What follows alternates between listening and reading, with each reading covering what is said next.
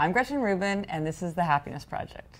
So, Maria, what is the pigeon of discontent this week? The pigeon of discontent this week is saving the fun stuff, reading, baking, calling a friend, for after the chore stuff is done, and never getting to the fun stuff because the chore errand stuff just seems to regenerate and never be finished.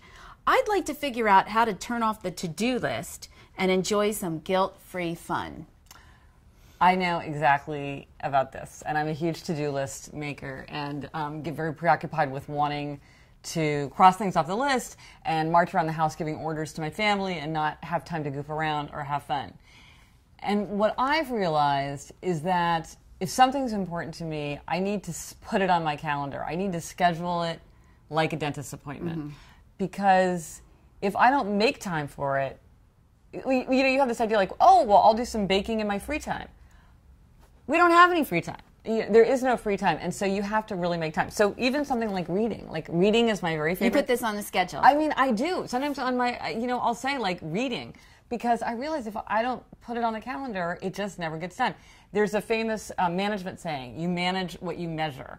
And if you do things that are on your to-do list, if everything on your to-do list is a chore, then you're going to be focused on getting those chores done, and you're not going to be focused on having fun.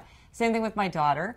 I wanted to have more time with my older daughter by herself, where we were just the two of us having pleasant, like not distracted time.